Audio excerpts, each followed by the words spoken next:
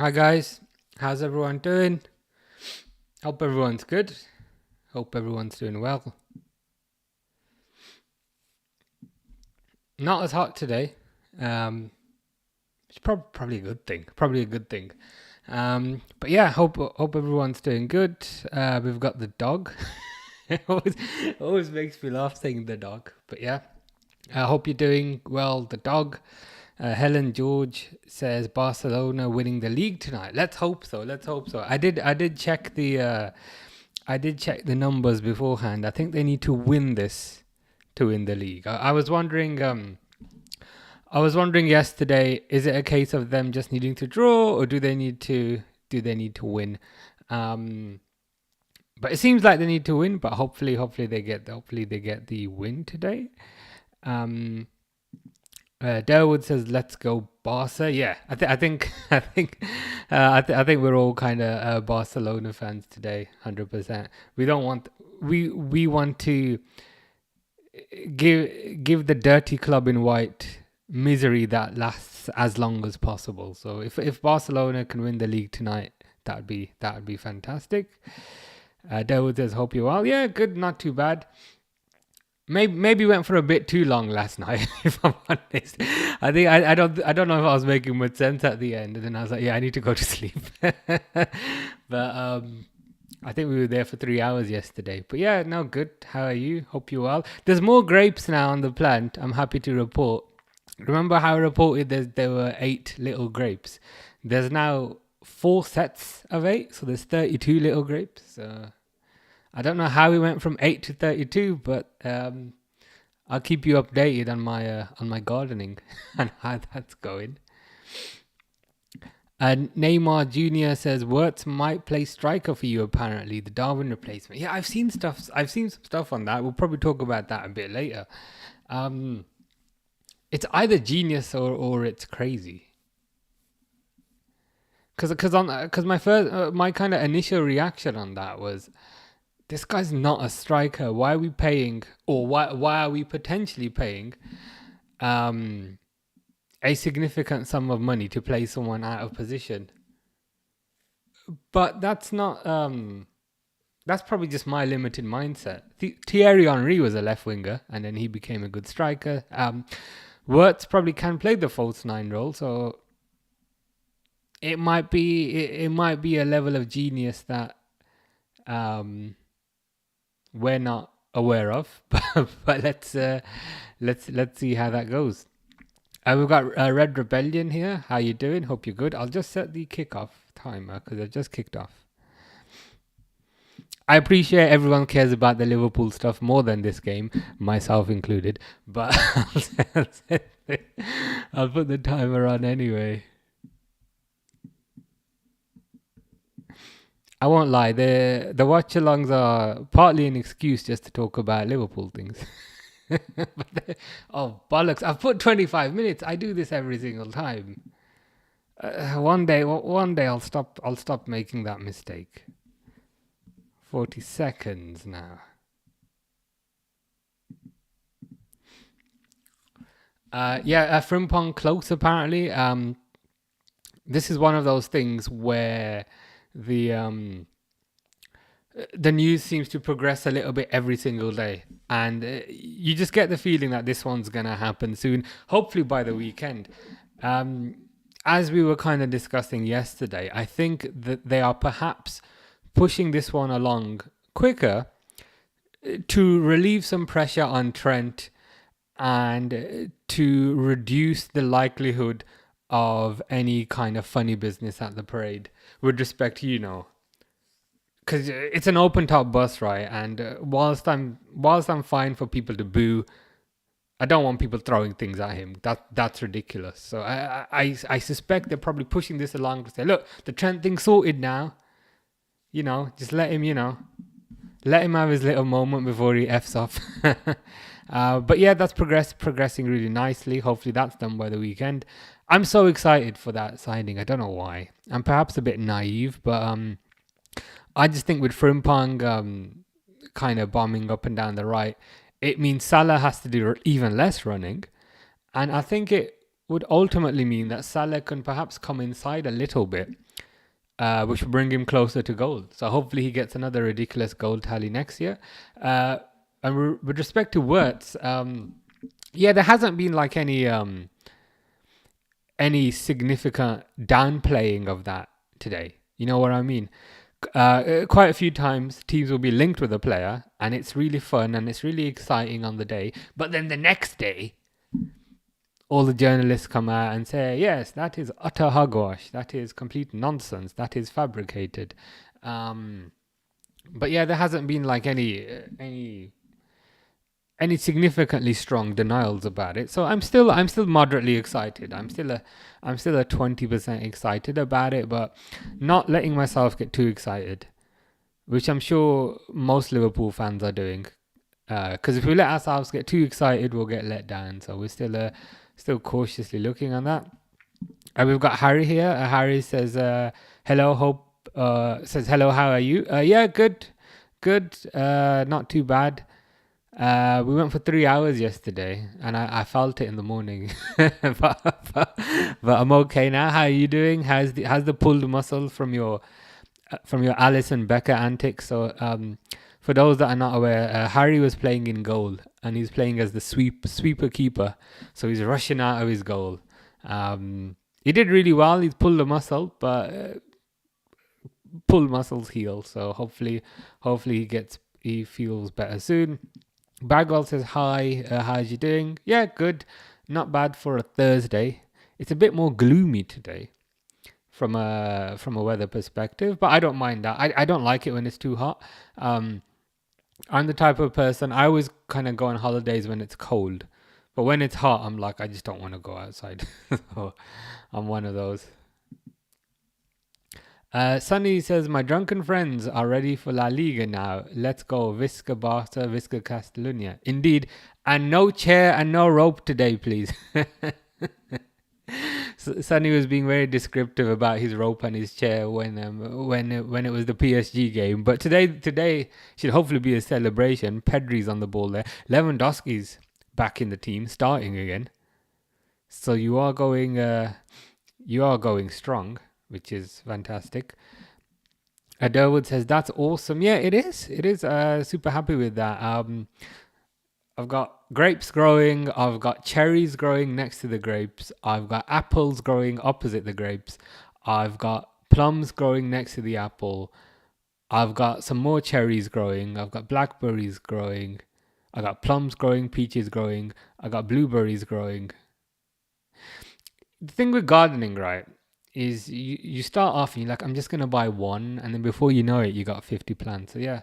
But I'm most excited about the grapes. I don't know why. I'm just most excited about them. Fish is back saying mac and cheese backwards again. What is your obsession with mac and cheese? Is it your favorite? Is it your staple meal that you go to, or is it just a general obsession and a general appreciation? Delwood says, in case anyone didn't see, Ferran Torres had emergency surgery for appendicitis and it was a successful operation. Oh wow, okay. That's really good to hear. I didn't know that he was having surgery, so it's good to hear that it was successful at least. And yeah, hope he makes a quick recovery. Espanyol are through here. Cleared. Sunny says, Gyökeres to Arsenal. Is it confirmed? Not confirmed yet, as far as I'm aware. There are rumours. Arsenal are in desperate need of a striker, so they've done what they always do, which is buy a defensive player. But they might get Gyökeres, they might get Ekitike, they might get, I don't know, Dave Smith. They might get Delap. But I haven't seen any confirmation. on Gyökeres to Arsenal actually happening. I think at this point it's mostly just rumours, to be honest. Even the Frimpong deal isn't 100% kind of done yet. But hopefully the Frimpong one is done in a few days. Did you hear the new Gravenberch song? I haven't. I saw that there was a new Gravenberch song, but I haven't heard it yet. I need to give a listen to that later. Have you listened to it? Is it any good? Is it bad? I presume it is good. Most of the songs are pretty good. Sonny says, a word said he want to stay at Germany. Didn't he just say that? I mean, there's quotes where he says he wants to stay at Germany. There's quotes where he says he wants to explore different countries, explore different cultures, and so forth. All I know right now is that there's a bit of smoke regarding a possible move for WIRTZ. There's a rumor that he was kind of promised to Bayern Munich, and then Bayern Munich got a bit cocky, and then WIRTZ's parents were unhappy with that, and WIRTZ's parents said, you know what, Bayern Munich, you're being too cocky. We're gonna see what options are available in England. A lot of this is just kind of back and forth. But let's see what happens. I wouldn't say I'm expectant. I would say I'm slightly enthusiastic. Maybe it will happen, but let's see. Harry says, good, thanks. There is no pain anymore. Played again today as a striker and goal and a bit of defense, but we won. Okay, well, number one, congratulations on the victory. Number two, you've recovered after a day. If that was Neymar, he'd still be injured. So you can take that as a positive. You've got better recovery than Neymar. But yeah, it's good to hear. It's good to hear things are getting better from a fitness perspective. Fish says hi, but you've already messaged me about mac and cheese, and then you say hi afterwards. The Barcelona derby, yeah. I think Espanyol have Barcelona, like it's Espanyol de Barcelona, isn't it? Saying that with a very proficient Spanish accent. Espanyol de Barcelona, isn't it? Oh, the referee's talking to what looks like a special forces policeman. I hope they're not trying to shoot anybody. Why is he actually talking to the policeman? That is a bit bizarre. Everyone looks a bit concerned. I don't know if someone in the crowd is messing about. Red Rebellion says you should grow veggies too. Yeah, I should. You got any suggestions? I tried growing onions. Last year by propagating an existing onion. It didn't work. Yeah, I could grow potatoes. Yeah, let me know what you think would be a good thing. What you think would be a good thing to grow. I'll give it a try because I still got a bit of space. Fish says hi. You'll never walk alone. You will also never walk alone, Fish. We do appreciate the crazy things you say. Derwood says it's a really good one. Okay, the Gravenbed song, nice. I'm gonna have to give that a listen today, hopefully. Red Rebellion saying hi to Fish. See, everyone appreciates you, Fish. Sunny says, by the way, Ty did come to AFTV. He did in his red tracksuit. I left a comment. So the tracksuit said OFCL on it, and I said, Ty, does OFCL stand for Zero Effing Champions Leagues? Yeah, the Arsenal fans, they didn't appreciate that comment. Yeah, he wasn't as delusional as we would have thought, and he did give PSG credit. I mean, failing to win every trophy does provide a level of humbleness. So perhaps perhaps that is what has happened there. Ryan says hello Ryan, how you doing? Hope you're good. Hope you're well.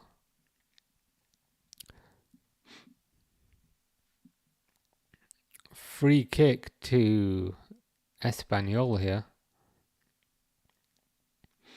I quite like Barcelona's kit they're wearing here, the black one. Is it black or is it dark blue? But I quite like it. It's simple. Harry says it wasn't serious, but yeah, I'm happy I can play without limping. That's always a positive. But my teammate injured his back and it was tears. So I walked him off and made sure he was all right. Well, that's sorry to hear about your teammate, number one. But point number two, you did the right thing. You walked him off, made sure he's okay. Yeah, I mean, they're lucky to have you on the team because you're not just performing on the pitch, you're also looking after people as they get hurt. So yeah, people couldn't really ask for much more as far as I'm concerned. Fish says, Fishindico. I agree with you with whatever that means. Zero FCL, they were furious. they were furious. But it's like, why wear a tracksuit that says, oh, Lewandowski? Oh, close. Why, as an Arsenal fan, wear a tracksuit that says zero FCL on it? Of course, some crazy idiot like me is going to ask, does that stand for zero effing Champions Leagues? It's normal. A Red Rebellion says there are many growing methods on YouTube. Do a search sometimes. People even grow potatoes in buckets. Potatoes are good to grow because of them being expensive. Yeah, YouTube is good for that. I was trying to grow lemon trees 2 years ago, and it kept failing. It's working now. I've got like 20 of these. When I search the growing method on YouTube, basically what you got to do if you want to grow lemons is you take a lemon seed, right? Take a lemon seed, peel the skin off with your nail. Again, I saw this shit on YouTube and it works. Peel the skin off with your nail and then leave it in like a wet paper towel for 2 weeks. And when you leave it in a wet paper towel for 2 weeks, it will kind of germinate a tail and then you can plant it in soil. So yeah, YouTube's good. I'll look up potatoes as well. Good way of saving a bit of money, I guess. Ryan says, I don't understand Arsenal fans. They have this big ego about finishing second. Yeah, that's the thing. They talk a lot of smack and they're very confident and they're very bullish. Bullish is perhaps the word I'd use. They're very bullish for a team that hasn't won anything. And I don't understand it. Like even a lot of the talk this year was we're not scared of Liverpool. We're not worried about Liverpool. Liverpool haven't played anyone. We'll catch Liverpool easily. But it never happened, did it? I don't know where this level of overconfidence comes from with respect to Arsenal. Hopefully this year has taught them a level of humbleness, but to be honest, I doubt it. Fish says, Chihuahua, Tottenham Hotspur. I'm with you on that. Harry says, I always play with respect for my teammates and opponents. So that's good to hear. That's more than we can say for certain professionals. So yeah, it looks like the professionals can learn from you with respect to kind of, how to treat other people. Ooh, Espanyol are through here, but I think, oh shit, they're through. Nice save by the... I was going to call him an Arsenal reject, but we're supporting him today. Nice save by Chesney. Jose says, Pon el juego. I should probably Google stuff before I read it out. I don't know what that means.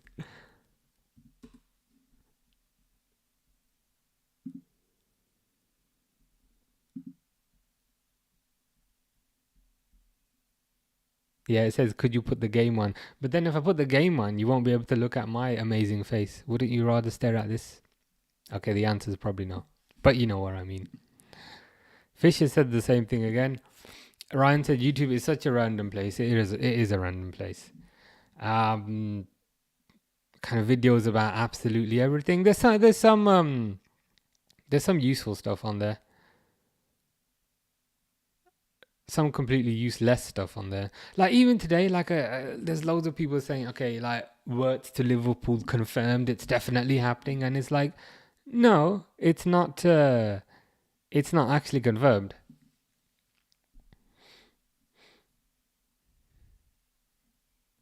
When you don't know how to do something, it's good. It's good for kind of tutorials and that sort of thing. I don't mind it. What the Celtic is here, it says, Fish, what's your at YouTube so I can look you up? It's Fishy da boy. I like the fact that your username is Fish and like your screen name is also Fish. Like the common theme of aquatic marine life is quite exemplary. Harry says I would, yeah. Yeah, that's the thing with YouTube. Gotta be like super careful. As Red Rebellion said there. If you cough a bit too much, they'll kind of copyright you.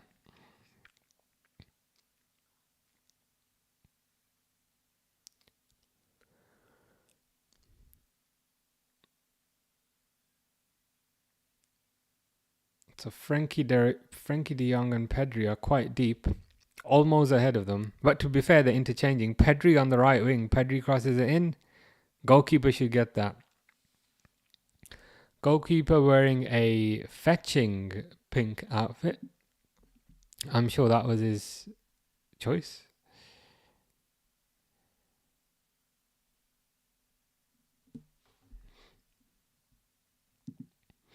Ryan says, I hope Slot locks Milos Kerkez and Frimpong. Yeah. We'd go from having kind of very little pace down the wings to having a abundance of pace down the wings. Just imagine that. Imagine being a defense coming up against that, and you've got Frimpong running up and down the right wing. You've got Kerkez running up and down the left wing, and I haven't even mentioned the actual wingers yet. I haven't actually mentioned Luis Diaz. Haven't mentioned Salah. Haven't mentioned Gakpo. I mean, what could happen is Slot is perhaps targeting these fullbacks to kind of hold the width. So these fullbacks are going to be very wide, and then it will allow Salah to come inside a little bit more. It will let Gakpo come inside a little bit more. It will let Diaz come inside a little bit more, and it will get them closer to the goal. I see the vision. And I guess another point there is you've sorted out your fullback position for 70 million, which in today's market, quite often 70 million doesn't buy one player, never mind two. So I think the price that we're kind of getting these for is another positive. Fish says, if young Metro Dog trusts you, young Metro Dog does trust me. Didn't used to trust me, but trust me now. Ryan says there would be two big upgrades. They would be kind of massive upgrades. From a defensive perspective, I think they're better. Frimpong and Trent are probably similar from a defensive perspective. I think Trent's problem, certainly this season and last season, was his concentration, whereas I think Frimpong is going to be more motivated and therefore will have a high level of concentration and will also therefore be more willing to learn. I feel like Trent had kind of given up this year because he knew he was leaving. So if you know you're leaving a job, why are you going to bother? That's just the vibe I've got from Trent this year. Because quite often as well, he'd be out of position, which is fine, but then he'd be very slow to run back. So yeah, I think Frimpong would be an upgrade over this incarnation of Trent, where this incarnation of Trent is unmotivated and kind of lazy. Kerkez would be an upgrade over Robertson as well, if we do get him. I'm seeing shouts for like Joral Hatto as well. I can't say I'm particularly fond of him. I know we watched him during the when we did the watch-alongs during the Conference League, and he scored an own goal. He didn't look all that great, but yeah, I'd rather Kerkez if we are that way inclined. What the Celtic says, I got 21,000 views on what? Is this another Nunez compilation, or is it a different kind of compilation?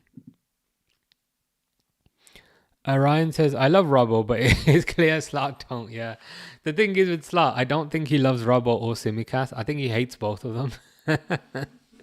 It is pretty. I think it's pretty clear as you said. I think Robertson's been fantastic for Liverpool. He's potentially the best left back we've seen in our lifetime for Liverpool, but I think the flip side of that, time waits for nobody. He is getting a fair bit slower. A lot of his game was kind of based on his pace, which isn't there anymore. And again, that's not his fault. Like, everyone kind of ages. But I think what will probably happen is Kirkes will perhaps come in as a starter. Tsimikas will probably get sold. Rafinha with a shot. Save. As we were saying, Kirkes will come in as a starter, probably. Tsimikas will get sold, probably. And I think the reason for that is Tsimikas has a longer contract, and we can probably get more money for him. And I think Robertson will perhaps stay as the backup, certainly for this season, but it'll be interesting to see what happens season after. I don't know how long he's got on his contract, if it's just 1 more year or 2 more years. Let me look that up, actually. Andy Robertson contract.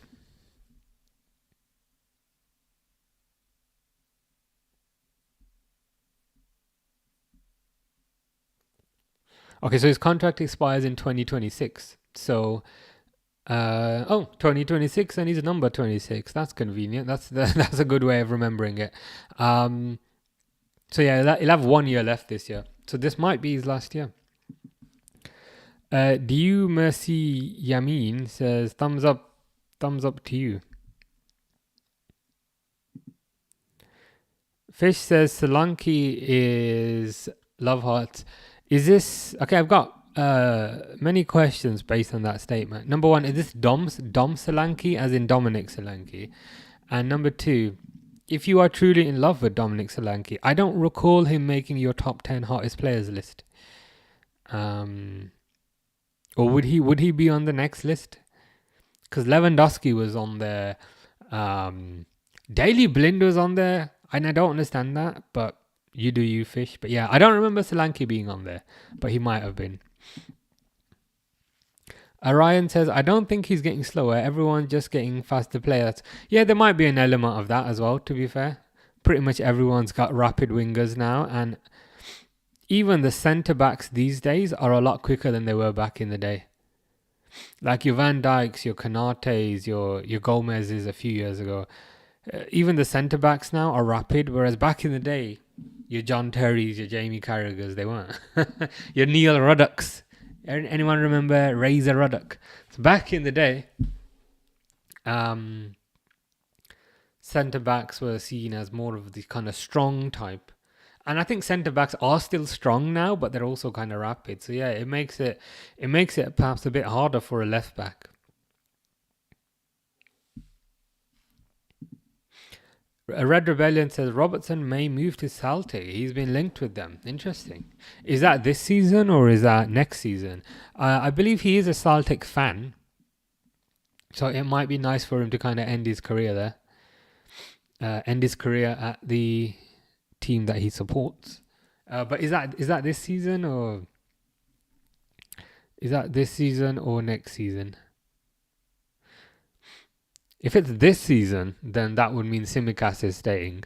But if it's next season, then I think Tsimikas will probably go, and then Robertson goes next. Yeah, I mean, next season will perhaps make sense, right? Because his contract is up next season. So he'd perhaps go to Celtic on a free, but you never know how these things work. Ryan says, tell me about it. Centre-backs have pace now. Yeah, and I think that's the significant change that I've observed, and I'm sure many people have observed over these past 10 years. A lot of people say strikers these days are not what they were. They used to be a lot better back in the day, and I'm like, part of that's true, but I think part of the kind of issue is centre-backs these days are rapid. Like, I loved like R9, but R9 wasn't playing against rapid centre-backs. So I think centre-backs these days, and it's not just Liverpool centre-backs. I mean, even you look at, Hausen, who looks like he's going to Madrid. He's quick. Rudiger's quick. It seems to be a desired trait. The kind of slower centre-backs are perhaps not necessarily making it. You could say, from a Liverpool perspective, you could perhaps say Jarell Quansah is a bit slower. But he's being linked with a move away, so that that shows you kind of how important pace is in today's game. And I think another reason why pace is perhaps important is because a lot of teams play such a high line these days. So if you're playing a high line, you need pace to kind of get back. Whereas back in the day, high line wasn't so much of a thing, so pace wasn't so much of a necessity. Fish's top 10 hottest footballers list, which changes every day. Number 1 is Solanke. Number 2 is Anang. Number 3 is Boy. Number 4 is his daughter. Number 5 is John. Number 6 is Bobovsky. Not aware of him, but I'll take your word for it. 7 is Kivior. 8 is Wisser. 9 is Mbuemo. And 10 is Frank Oneka. Well, it's good to always get an update on your top 10 hottest players list. I look forward to seeing how this changes the next time. Red Rebellion says, if he does not go this season, he leaves on a free... Yeah, that makes sense. How old is he right now? Let me just check. Okay, so he's 31 now. He's perhaps a bit younger than I expected, to be fair.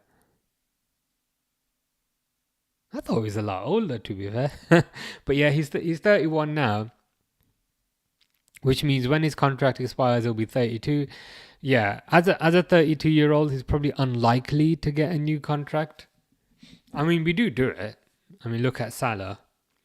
But yeah, I suspect what will probably happen and what makes the most sense is Robertson stays for another year as a backup, and then he goes on a free next year to Celtic, and then we get another left back to compete with Kirkes. Seems pretty sensible. Could also be this coming window. I mean, if we get like a significant fee for him, you never know. They might let him go. And then just keep Tsimikas, who's got the longer contract.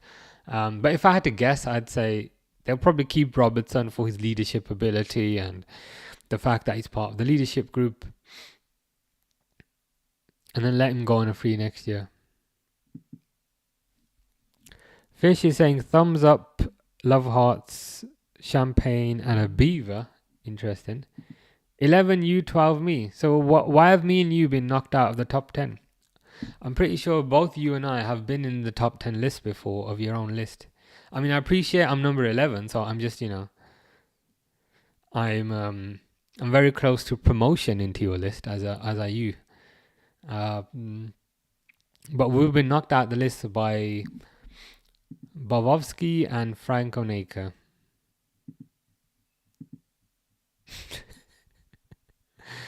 All good.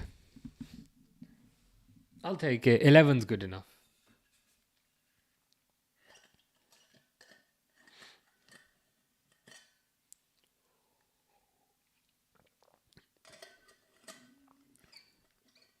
They shouldn't give that much space to Pedri, and he almost scored from about 30 yards.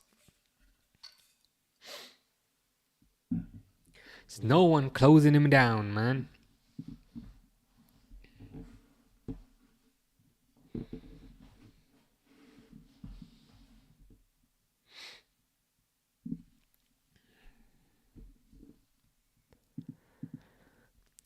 A Red Rebellion says, everyone always rating the men. Has anyone seen Marie Hobinger? She plays the women's team. Austrian, and I reckon she is a blonde bombshell. We have to Google this person. Is that Liverpool women's team?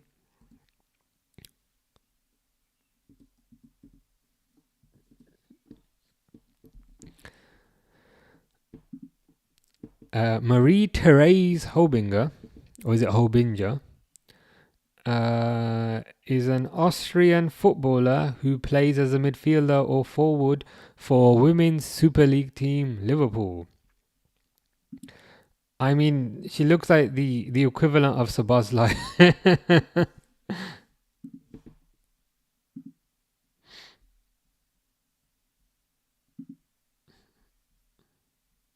Yeah, it might be time to go to a WSL game now.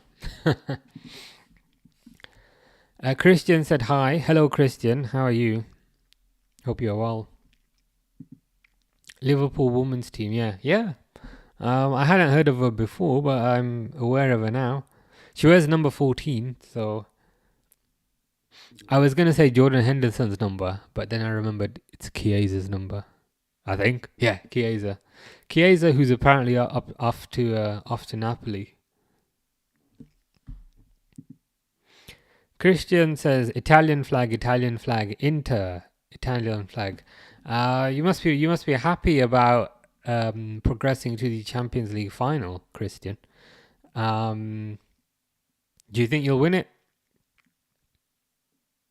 It is Inter versus PSG, right? Unless I'm getting old. Yeah. Yeah. PSG versus Inter, 31st of May. So in about 2 weeks. Do you think you'll win it, Christian? Are you confident? Are you pessimistic? Are you concerned? Are you excited?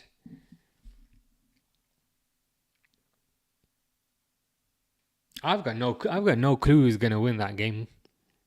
Inter versus PSG. It could go either way. Fish says Ruben Amiram. Is that Ruben Amarim's evil twin brother? Christian says Bene Grazi. Good to hear. Good to hear you are well. Fish says, sir, can I use the toilet? No. There's no toilet breaks during the game. You can only take a break at half time. But you are a fish, so isn't your entire environment the toilet? You know what I mean? Because fishes must piss in the same water that they swim in, right? Yeah. This is Chiesa is good. I like Chiesa. Why is Chiesa not playing? I want Chiesa to play more. When you go into the Liverpool dressing room, the first shirt you see is Chiesa's. It's bang in the middle. He is good. It does look like he's gonna go back to Napoli though. Inter 3, PSG 1 could happen. I hope for you it happens, and then you can celebrate Champions League. Perhaps a goal from Martinez. Perhaps Bastoni gets a header. Perhaps Thuram might get the third goal. Thuram looks very good. So yeah, it could happen. Christian says, I not speak English, sorry. I mean, you're doing pretty well. You speak better English than some people that I work with, so take that as a compliment. But yeah, your English is good. Christian says Chiesa is top. Good. Yeah. I like Chiesa.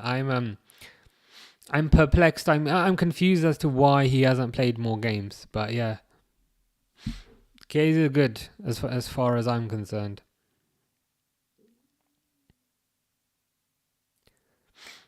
Ooh, Pedri through here. Ooh, Yamal. Whenever I say Yamal, I always think I'm insulting someone saying Yamam, but I'm not. I'm saying Yamal.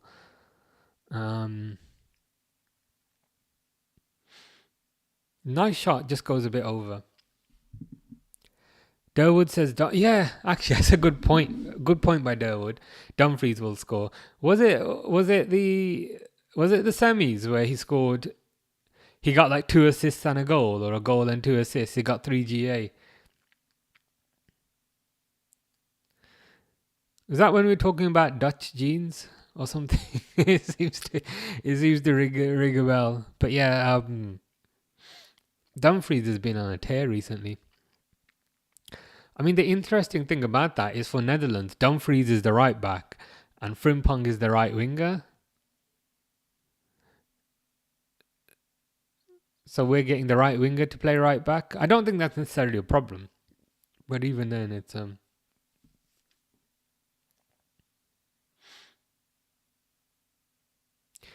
interesting. Yeah, but Dumfries having a very good season. Puado was through there. Or that must be an old replay they're showing there.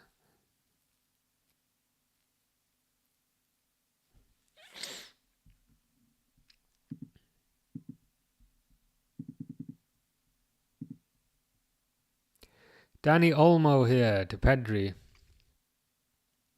A lot of news stories as well today that Liverpool have made contact with Christopher Nkunku. Now, Christopher Nkunku is a player that I was extremely jealous that Chelsea got. It hasn't really worked for him at Chelsea, but who does it work for at Chelsea? When you've got 5,000 players coming out of, every corner of the ground, you don't really have the opportunity to showcase your ability. I mean, if Nkunku is available, it might be worth taking a little punt.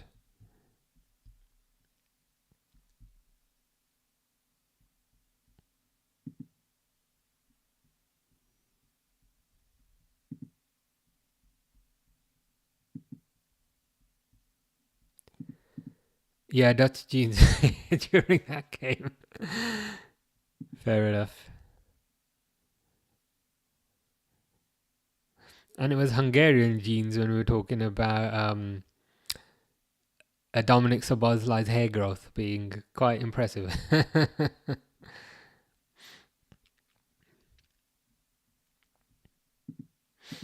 He is a wasted talent there, as in Dumfries at Inter.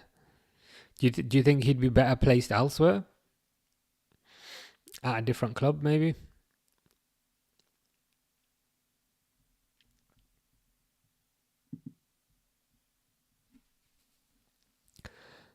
Christian is perhaps listing his lineup maybe for the final. So Sommer in goal, Acerbi, Pavard, Bastoni, DiMarco, Nico Barella, Chanaloglu, Henrik Mkhitaryan, Dumfries, Martinez, so Lautaro Martinez and Thuram winner champion.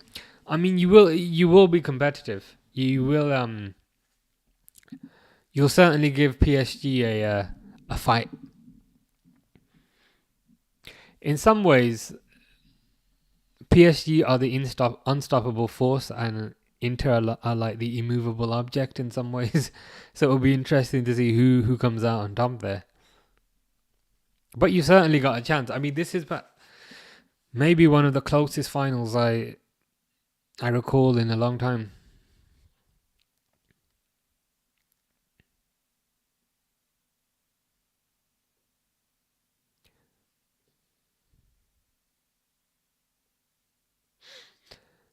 Man, Barcelona have Christensen. Remember him?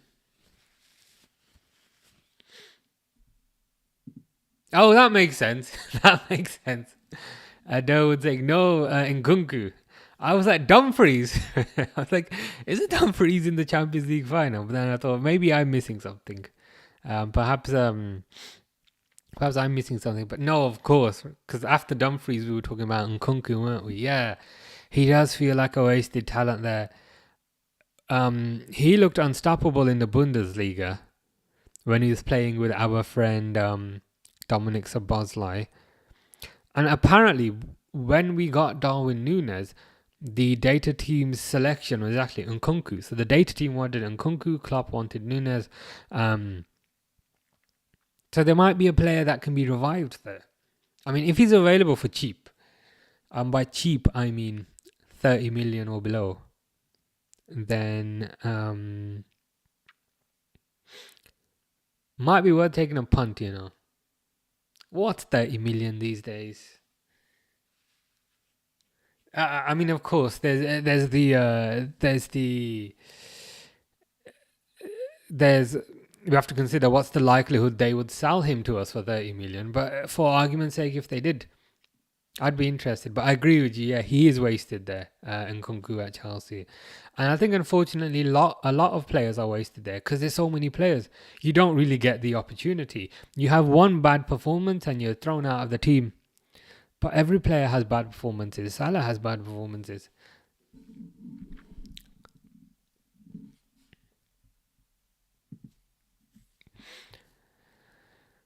Red Rebellion says, now that Huijsen is off to Madrid, number one, we now don't have to learn, is it Hausen or is it Huijsen? Because I've been saying Højsager and then people are saying Hausen, so we don't have to actually learn that anymore. So there's a positive. We're gonna save a bit of time. We are moving on to Hato. Oh, please no. No. Again, I appreciate. I'm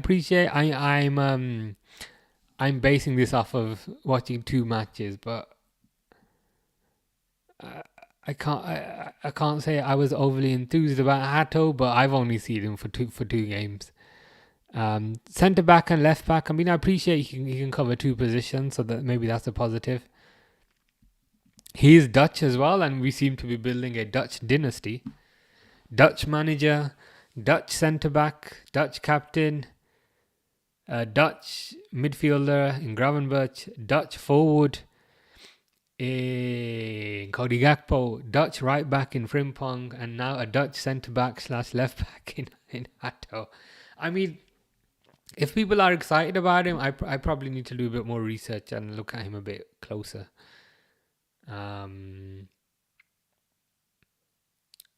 But yeah, it's exciting times. Exciting times to see who comes in.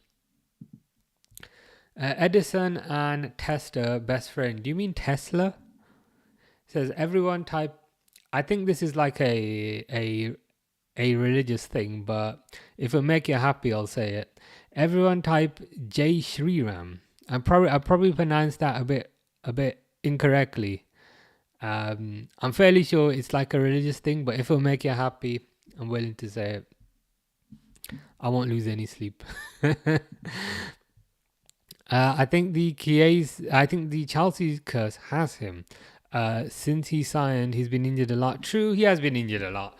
And I think when you're injured, it can be quite difficult to get back into a team. And it's especially quite difficult to get back into a team when you've got a gazillion forwards. So Chelsea have got Nkunku, Chelsea have got Madueke, Chelsea have got Neto, Chelsea have got Jadon Sancho, Chelsea have got Mudryk, Chelsea have got another gazillion that we're forgetting. When you've got that many new players, I mean, it's hard to build up any sort of rhythm. Whereas if he was at Liverpool, at worst he's the 6th choice, and at worst he's gonna get probably a couple of years to prove himself, unless he's Chiesa, but that situation's all weird. I'd be excited.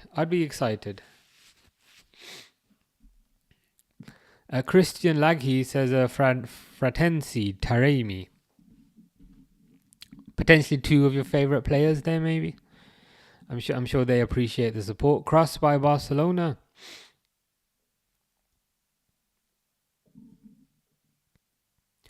Espanyol countering, but ooh, good tackle. Espanyol get the ball back though.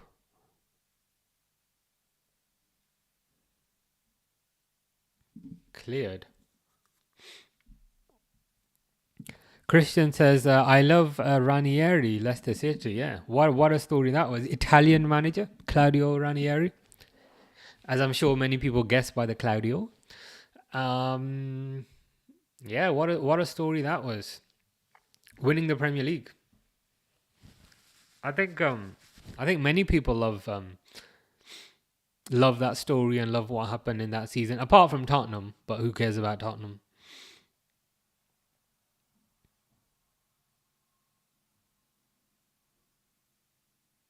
Quite a few Italian coaches have won the Premier League. So you got Ranieri, you got Antonio Conte, probably others that we're forgetting.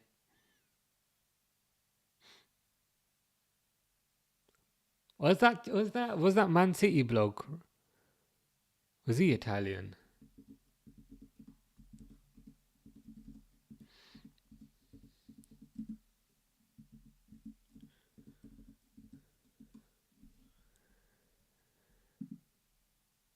Carlo Ancelotti, forgot about him. Yeah, Roberto Mancini. Yeah, that's it. Four Italian coaches have won the Premier League. Ancelotti, Mancini, Ranieri and Conte. Half time here by the looks of it. Still 0-0. Come on, Barcelona. We need you to score one goal. Christian says, dilly ding, dilly dong. Yeah. Ranieri did have a way of endearing himself to the public. Conte out, says Christian. Who does he manage now, Conte? Is it Napoli or something? Antonio.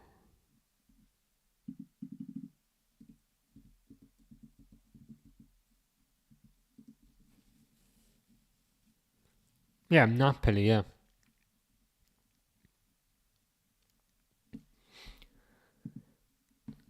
Christian says, Ancelotti, good. Ancelotti, very good. Very good manager. He's pretty much won it all, hasn't he? Won Premier Leagues, won Champions Leagues, won La Ligas. And now he's going to manage Brazil, it would appear. So yeah, let's see how he does at Brazil. Vinicius was potentially glad to see the back of him, but he won't see the back of him now. Saying, "Oh God, it's you again."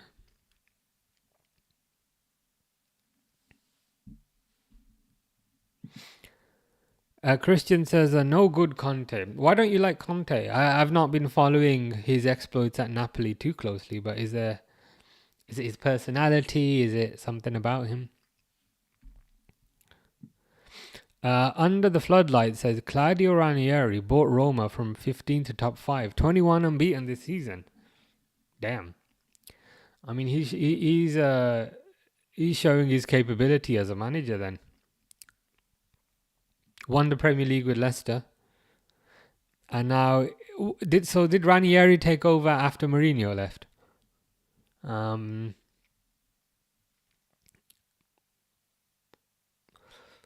So the fact that he's kind of brought them that far up is pretty impressive, number one. And to go 21 unbeaten in a tough league, you got to respect that. Christian says, yes, Brazil. Yeah, let's see how that goes. It could be a nice fit for him. I'll stop this timer because we're on 45 minutes.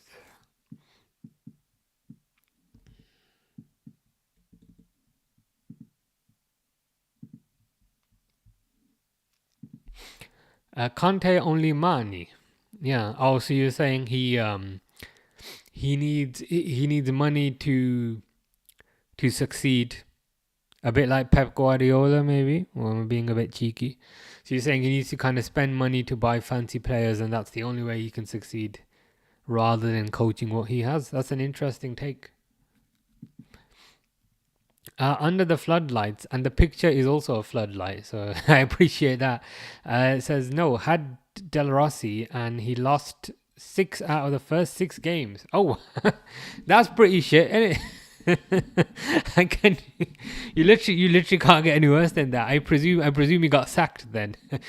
He got sacked after his 100% loss rate. Lost. I feel like anybody here could manage Roma and at least get one draw. I mean, Roma are a big team as well, right? I mean, to lose 6 out of 6, there has to be a level of sabotage involved there. That's impossible, surely. But it looks like, according to Under the Floodlights, after Del Rossi went, it looks like Under the Floodlights is also a Roma fan saying, we then went 21 unbeaten in the Claudio. Fair enough. It's good to see things are looking on the up there. I mean, losing 6 out of 6, I still can't get over that. I mean, that's terrible. I mean, you think you'd get one draw in there somewhere, you know.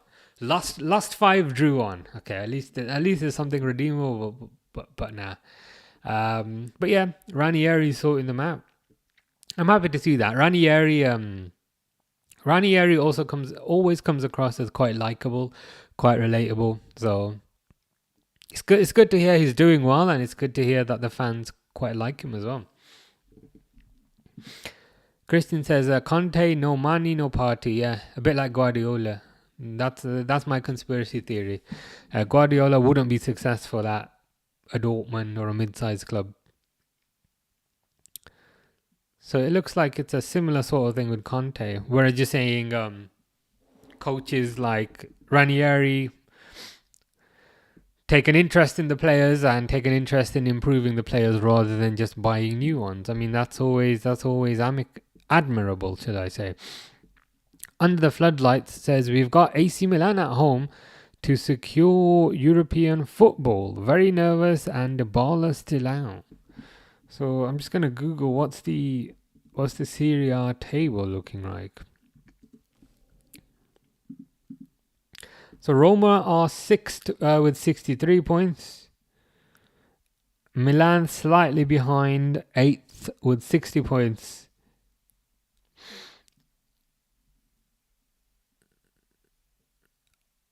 Yeah, I mean, so Napoli, it goes Napoli, Inter, Atlanta, Juventus, Lazio, Roma. It is pretty crazy. It's very tight at the top as well. 1 point between the two, but yeah, I appreciate there's a level of kind of being nervous, kind of given the context there, but I think you can do it. You're a couple of points ahead of them.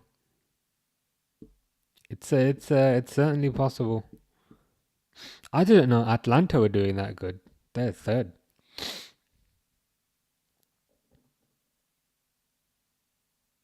Yeah, we'll have to wait and see what happens. Yeah, it's definitely crazy now. I was just having a look at it there. Napoli 78 points, Inter 77 points, and looks like there's 2 games remaining. Inter might get a double. If Inter get a double, Christian will be very happy. Christian says, "Is mercenary Conte? Ranieri is very, very gentleman." Yeah, that's what everyone likes about. That's what everyone likes about Ranieri. Comes across as a gentleman. Comes across as a nice person. Comes across as a relatable person. Perhaps that's why people like Ranieri and don't like Conte. Conte comes across quite authoritarian, quite strict, quite a disciplinarian. Whereas Ranieri just feels like everyone's granddad, in a positive way. So yeah, I'm glad Ranieri is being appreciated now. It always felt a bit kind of unfair how he got sacked at Leicester after he won the league. I remember thinking that doesn't seem right, but I'm glad to see people are appreciating him now. Under the Floodlight says Claudio has been able to mix young talent in with players of maturity, like Hummels, Dybala, and Mancini. I mean, I think that's one of the important skills. Because if you've got a team full of mature players, you don't really have that pace or energy. If you've got a team full of kind of young players, you don't have that experience. So I think having that ability to mix the old and the new, I think that's a valuable skill, and it's good to see that Ranieri is able to do that. I guess he was able to do that at Leicester as well. That's probably one of his strengths, I think. Durwood says, so the issue during the game, when the game was halted, okay, so this is why they were talking to a policeman, I presume, on the side. An elderly woman driving outside the stadium lost control of her car and hit numerous Espanyol fans. No one seriously injured. Wow, okay. Number one, that explains kind of why it looked so serious. I remember we were saying why the police in the stadium and what's going on there. But at the very least, I mean, it's really good to hear that nobody is seriously injured. I mean, no one should get injured at any time, but especially when they go out to a football match. So, yeah, that's all we can say. Hope no one's seriously injured, which is a positive, and yeah, let's hope any minor injuries are sorted. Claudio is leaving at the end of the season and becoming a director of football at Roma. Okay, interesting. Are there any rumors and is there any news regarding who's going to be the new manager? It's probably not going to be Del Rossi, right? I'm available. I know I lost your 6 games. But yeah, it'd be interesting to see who comes in. Ryan says hello. Hello, Ryan. How you doing? Hope you're good.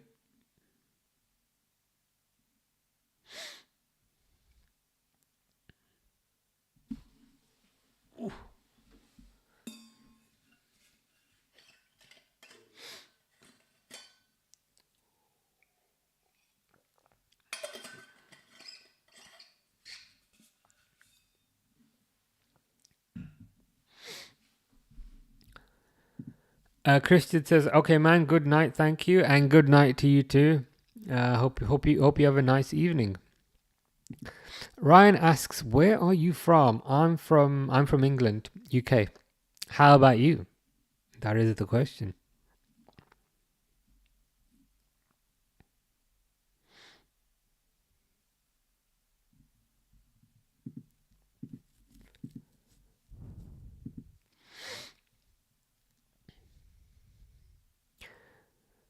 News coming out: Liverpool are interested in João Pedro.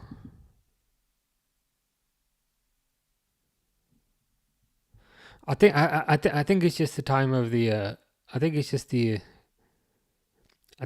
time of the year when we get kind of linked with everyone. Ryan says, "I'm from England, UK too. You look Punjabi." You may be correct. You may be correct. I did notice. Is that like a kara next to your name? I think. But yeah, it's probably an exaggeration to say I speak Punjabi, but I understand it. Punjabi, Urdu, French as well. Je parle un peu de français. But yeah, I'm not French. I'm from England.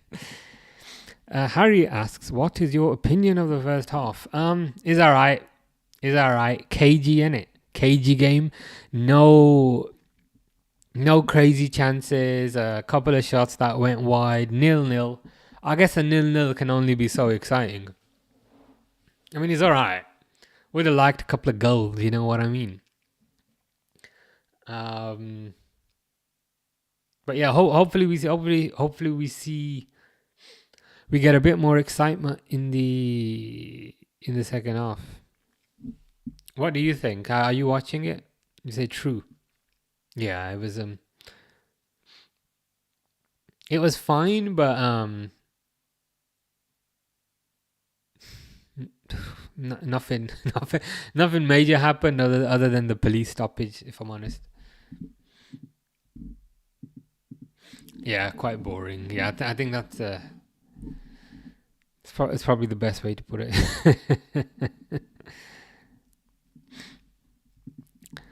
Esan_A1 says, "Who do you think is winning the Ballon d'Or?" I think it's Dembele. Me, probably Dembele. I probably think Dembele is gonna get it. I think especially if especially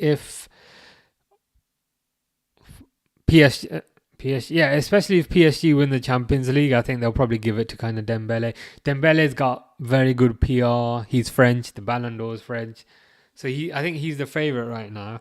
I think Salah does have a chance, but Salah doesn't strike me as having as good PR for whatever reason, and I'm sure we can speculate on the reasons.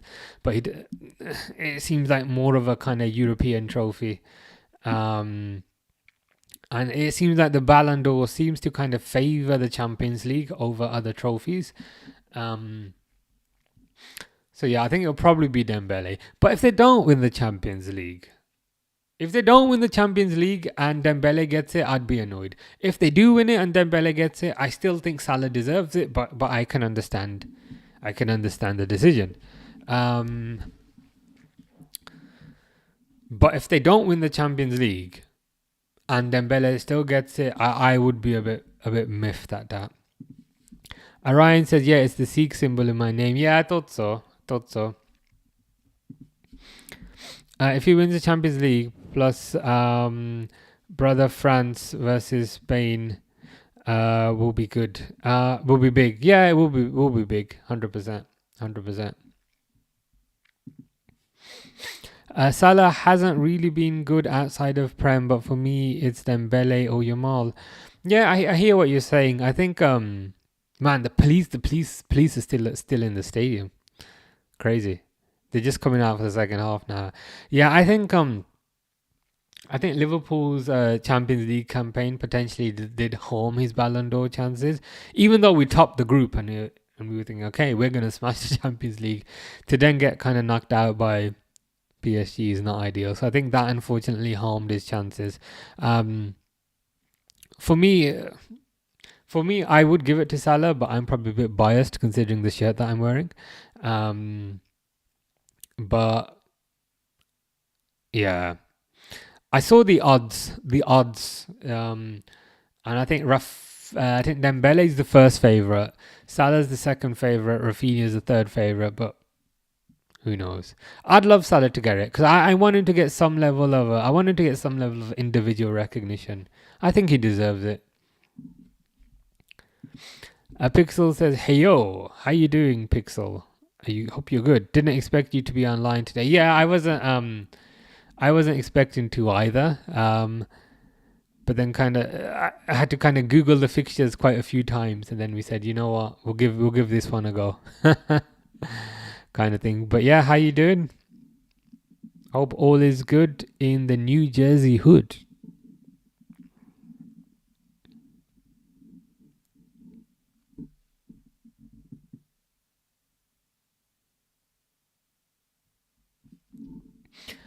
I don't know if anyone watches like pizza reviews on YouTube, but like all the good pizza shops are always in New Jersey. So then I get semi jealous of Pixel. like, he could go to that shop quite easily.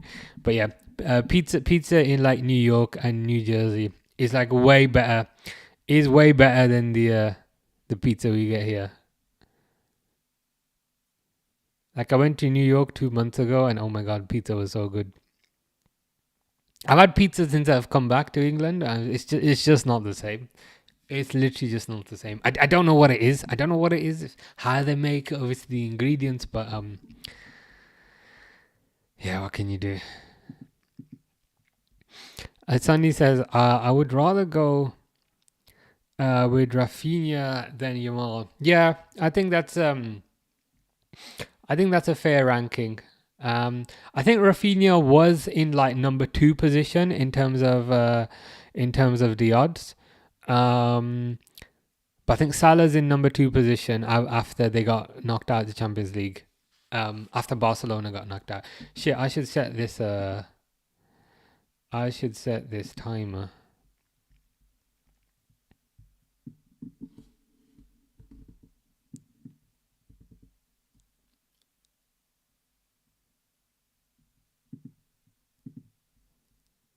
$46.55. Aston says, especially Dembele versus the Premiership teams, shocked everyone how good he can play at centre forward plus winger. Yeah, and I think especially this season, we were talking about this on one of the kind of older streams. It seems to be a case of Mbappe's gone, Messi's gone, Neymar's gone, and now he's got the space to kind of shine. Whereas it kind of felt like when the kind of big stars were there, he was kind of I don't know if intimidated is the right word, but he didn't really have that capability and that platform to shine. But now the big stars have gone, and he's kind of the big-ish star alongside Kvaratskhelia. Yeah? He's got more. He's empowered more to show his capability. There you go. You can see I've been to work today. But yeah, Dembele is having a very good season. It's either Snake Bele or Rafinha for me. Damn, like popular sentiment is not backing Salah, unfortunately, by the looks of it. Durwood says at the beginning of the match, the announcers were saying, because it's a derby match and there is a fear of Barcelona fans storming the pitch, there is more police. Ah, okay, that makes sense. Police are kind of there for protection as well. A Pixel says, you know why? To have a good pizza shop in New York, you can rely on foot traffic to have a pizza shop. In New Jersey, you have to rely on word of mouth. That's why I think Jersey pizza is slightly better. Okay, interesting. Rely on foot traffic. You have to rely on word of mouth.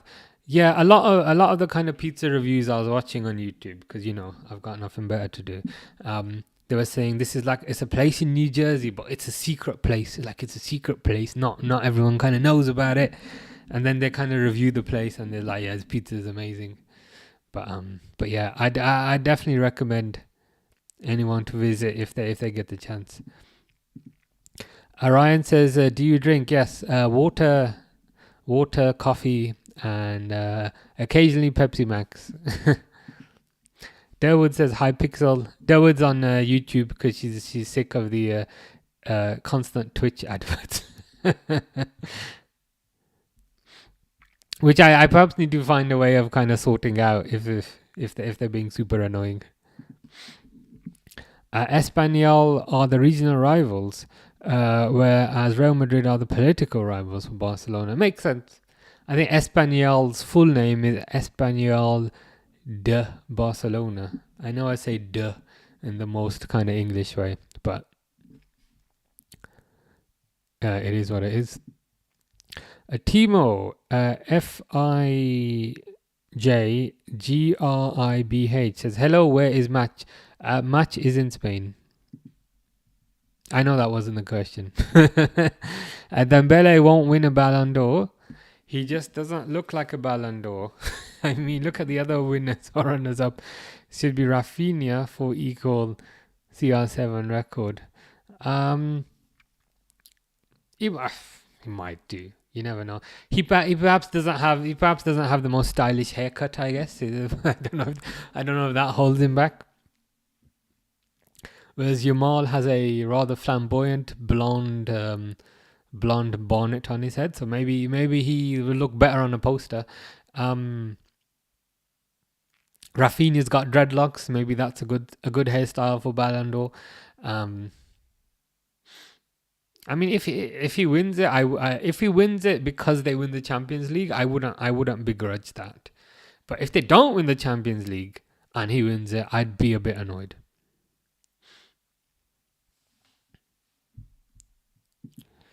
Pixel says, hey Dawood.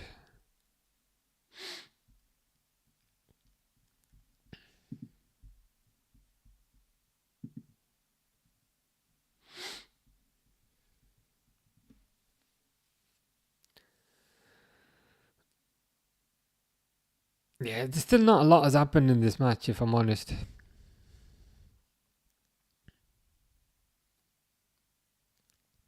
I know we won't get him, but I'm curious as to what Yamal's value is. Like, would it be like 300 million or would it be more than that? If somebody gave them 300 million, would Barcelona sell him? Probably not, to be honest.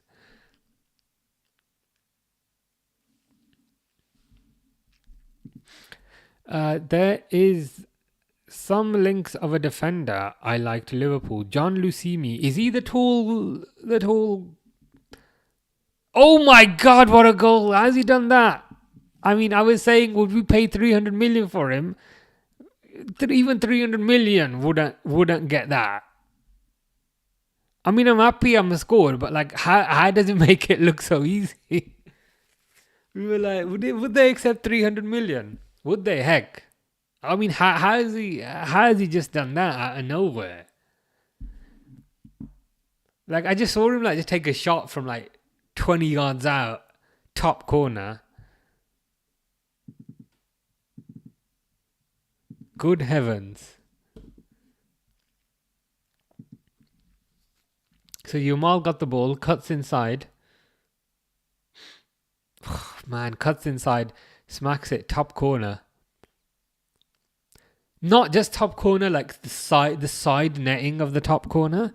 So even if you've got like 3 goalkeepers in the goal there. Yeah, even if you have 3 goalkeepers in the goal. Even if you have 6 goalkeepers in the goal, you're not stopping that. That's incredible. John Lucimi is a strong left-sided centre-back. He just won Coppa Italia with Bologna. Is he the guy, Bologna, the one with the colours on the shirts? Because I saw like a link to a centre-back today. I'm going to Google him. Yeah, this is the guy, I think. Yeah.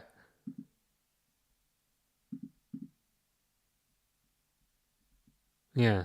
John Lucini. Well, if he passes the pixel test, then because Pixel's the chief scout for Liverpool, for Colombian players and players in general. But yeah, I mean, if Pixel's saying he's good, then I'll need to kind of check him out. The thing is, especially currently, with kind of transfer season, we see constant rumors. Like if you scroll down your feed in the afternoon, you'll see kind of 5-10 players. So it takes time to kind of look through all of them. But yeah, I did see this one yesterday. He's a strong left-sided centre back as well.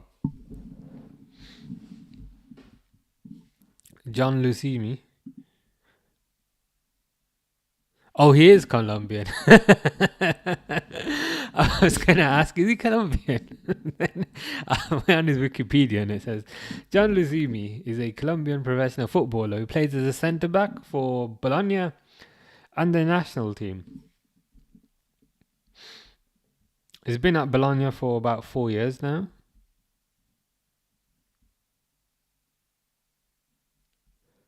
Might need to do a bit of research on him tonight. Probably not tonight, because this game's finishing late, but maybe tomorrow. Sunny says, what I mean is the aura. Look at 21-22 Benzema, just shows up, won the Ballon d'Or, and he wasn't a contender for the past 10 years, and then hallelujah went to Saudi. Yeah, I mean, who has kind of aura these days? Van Dijk? Yamal is starting to get aura. If he keeps bloody doing that. But who else strikes you as having aura these days? I mean, if we...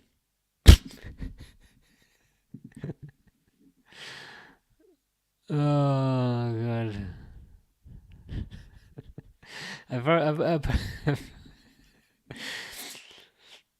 There's nobody I can think of that has any less aura than Harry Maguire. It's just whenever you see him, he's got this like gormless look on his face that he doesn't know what day it is.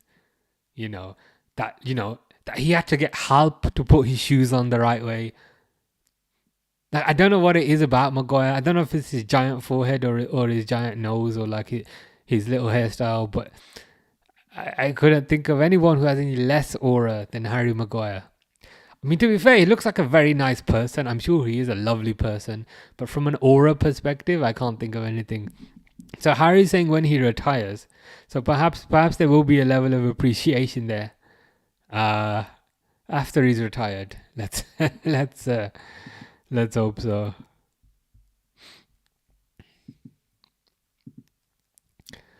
Dawood says, yes, yeah. That's kind of the... I'm just in shock at kind of how he makes things look so easy. Because that was not an easy shot.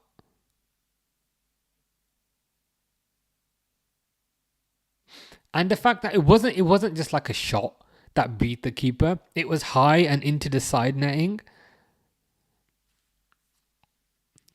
I mean, I'm very rarely kind of semi scared of a player, but he's turning into one of those.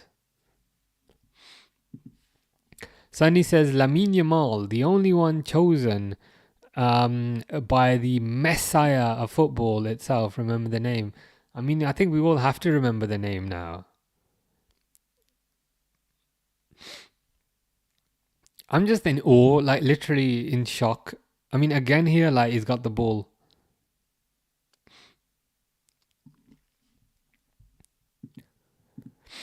Adawood says Harry Maguire looks constipated all the time. He does. He looks constipated and confused, like he doesn't know what day it is. That, as I said, he had to get help to put his shoes on the right way. I'm sure he's a lovely person, but he doesn't strike me as someone as having aura, which was the previous conversation. Sunny says, when Maguire took the 2021 Euro penalty, he had all the aura in the world. Just look at the penalty, top right.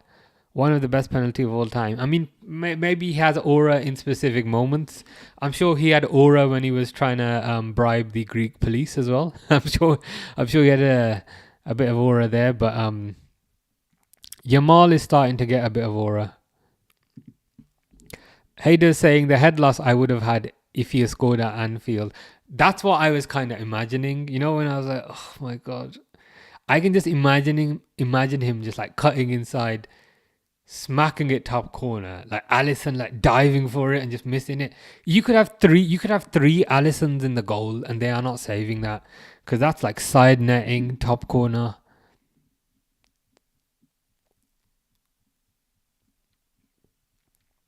It's the way he just pulls a goal out of nowhere. I mean, I love Salah, but like even Salah's goals are like highly worked, or you know, require a certain amount of positioning, require a certain amount of teamwork, which isn't necessarily a bad thing. But like Yamal would just create a goal out of nothing by himself. And he's like 19, isn't he? Crazy, man.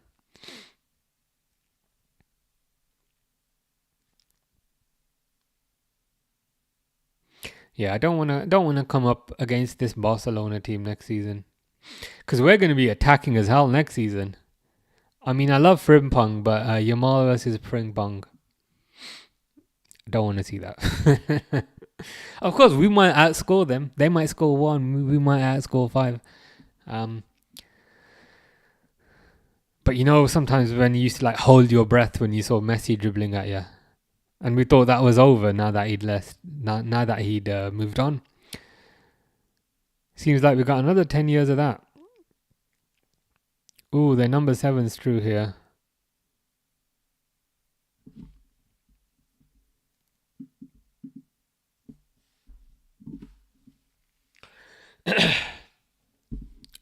I don't know what no yankle means, Fish.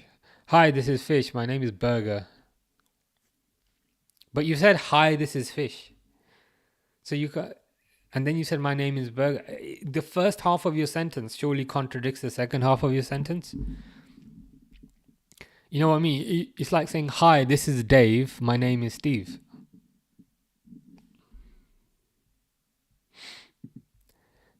Anthony might become the first person to win both the Europa and Conference League medals. How mental is that? He might just be the GOAT, yeah. And we were discussing 5 minutes ago who are the players with aura. Maybe Anthony was that player all along. There you go. Right under your nose. It is kind of funny though, isn't it? That how these players thrive and kind of how these players succeed after they leave Man United.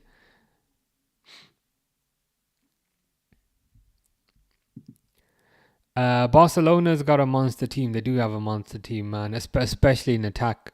Right now, Rafinha's got the ball. Rafinha crosses it in, goes to Danny Olmo. Tackle. I mean, just looking at their lineup, Yamal, Olmo, Rafinha, Lewandowski. And then just behind them, you got De Jong and Pedri. Araujo's very good centre-back. I mean, I think if they just add like one elite centre-back, they are going to be tough to beat. Potentially a full-back as well. I think there's 2 different Maguire. The England national team, who has his crap together, and then there's the United one who kicks his own players and holds back his own players as well, yeah. I used to think it was because England played with 5 at the back, so Maguire had more protection. But perhaps Man United is just this cauldron of negativity and everyone performs badly there, whereas when they go to their national teams, then they can kind of thrive. It's like that with most players. They're not very good for Man United, but when they go to their national teams, then they do a lot better. Fish could mean that he's fish burger, yes, by this. Potentially could potentially mean that he's fish burger. Speaking of, filet fish is like underrated, just gotta say. This is what happens when you give these kids some confidence instead of constantly hating on them, which United fans do. Yeah, that's it. I mean, United fans who are having a go at Liverpool for booing Trent as if they were not booing Xerxes. Remember when they were booing Joshua Xerxes like a month ago? Um, I think Man United need to perhaps learn like a level of, I don't know if humility is the right word, but like a level of humility to say you're not that club anymore. You can be that club again in the future, but like you need to give these young players space. Like don't always demand the league. We're gonna win the league. We're gonna win the league. Like say, you know what? Your goal now should be we're gonna get top half. Because if it is just above the relegation though, so yeah, I think it's a toxic environment. It's a toxic club. It doesn't give young players the space to thrive. Young players should just not bother with that club anymore. Of course they are, because they're going to get paid a ridiculous amount. But then the argument is, if you continue to pay these players a ridiculous amount, you're never going to improve. You need to get young, hungry players on a low wage and then rebuild.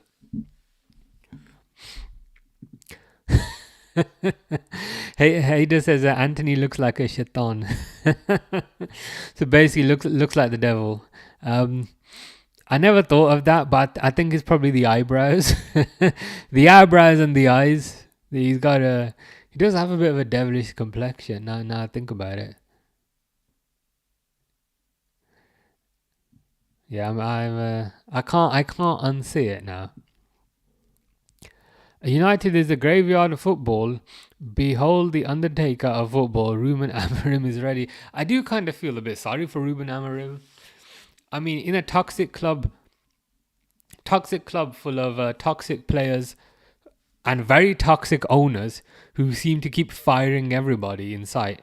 You know, firing the 60-year-old receptionist who's been there for 30 years as a part of cost cutting. Like what's her 30 grand a year? What difference is that really going to make when you're paying players 350 grand a week? I mean, that's the toxic nature of their club. And in that environment, I do feel a bit sorry for Amorim. He does like, it annoys me that he does seem like a decent guy. so he doesn't fit that team. It would be funny if he just got them Europa League and then said, I'm out. Or Højlund, yeah. Højlund's another one. Højlund was a bizarre signing, to be fair. It felt a bit like Man City got Haaland, so then Man United wanted their own version.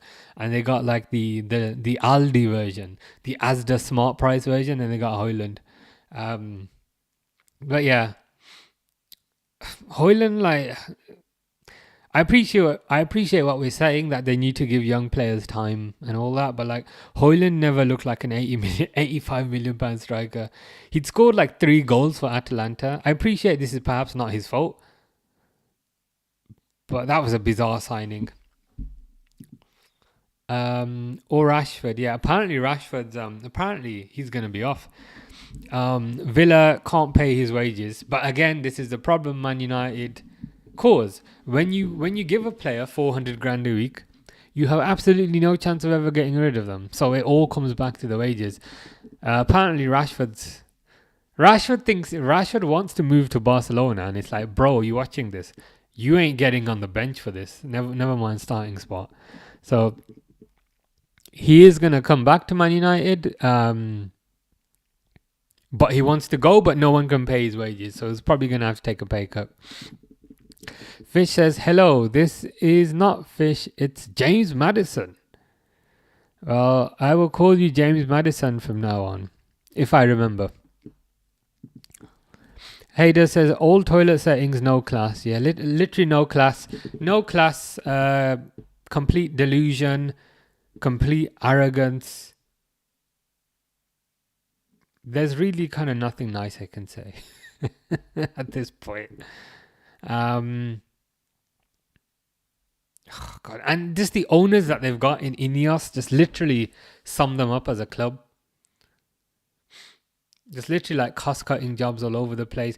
And like, I don't know if anyone's seen, but traditionally kind of staff are invited to finals. Ineos have said that they're not going to invite the staff to the Europa League final. They can just, have a little party at home. It's like, why are you treating these, I understand treating players badly to a certain degree, but like, why are you treating like, the groundsman or the chef or, the normal people? Like, why are you treating the normal people like rubbish? Let them take them to the final, man. It's going to cost you nothing, and it will absolutely it will give them a lifetime memory, and then it will make them, it will make them want to do better. Because I think when you show staff that you value them, they will then value you more and they'll try harder. But just treating them like rubbish, man. It's literally, it's horrible way to treat people. If United win the Europa League, how many European trophies will they have? I can Google it for you.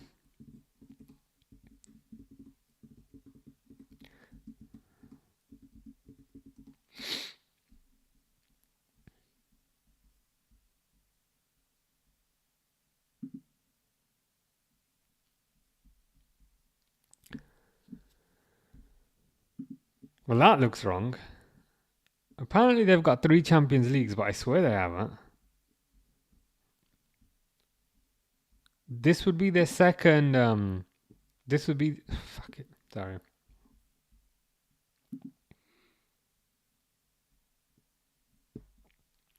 Let's just say a couple. Fish, not fish. James Madison says top 1 Barcelona Hottie, 1 Henry, 2 Anang. But you said top 1 and you've named 2 players. Typical Man United, overpay for all. Yeah, that's the way they operate. It's this delusion of grandeur that they can just buy their way out of anything. It doesn't work. And not even recent history, even the kind of generation before that with Pogba. Like, remember they spent like 90 million on Pogba, and Pogba turned out to be absolute trash. It's just the way they operate. They don't have a strategy. It's just, they just look at FIFA, and whoever's got the most points at FIFA, just throw money at him and then hope it works. Højlund was the Timu version of Haaland, and guess what? He fumbled hard. Yeah, it was a weird signing, because even when they signed him, right, was it Atlanta, and he had like 3 goals, like three goals the entire season, and we're like, him? Really? A bizarre, a truly bizarre signing. James Madison is saying Hansi Flick, Spain, Marc-Andre ter Stegen. Is that like a guava? Like what's the meaning of like a guava? I don't know. You'll have to tell me.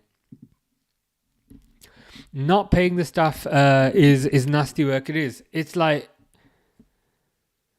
you're paying like millions. You're paying like millions and millions of pounds in wages.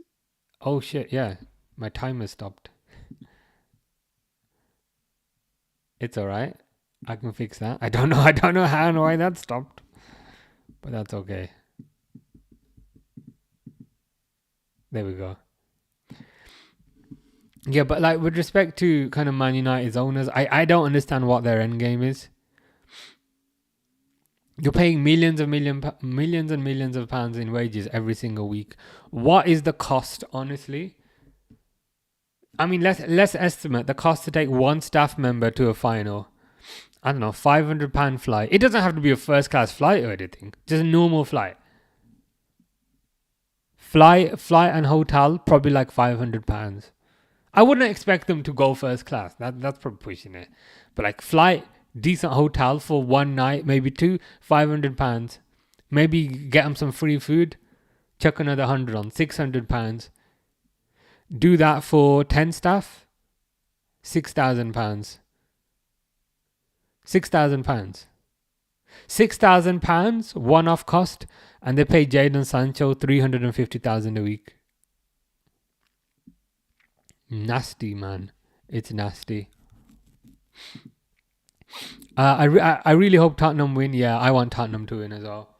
Partly because it means Man United don't win, and partly because it will, it will annoy Arsenal even more, because then you could genuinely make the argument that, and I don't believe it, but you could make the argument then that Spurs are a bigger team than Arsenal because they've got more European heritage, because they've got a European trophy, Arsenal, but you don't. So yeah, I think it will really rattle the Arsenal fans,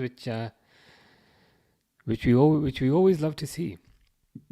Pogba was a fraud. He was a monster at Juventus, though. Yeah, he was very good at Juventus, but I think it was again a kind of emotional signing.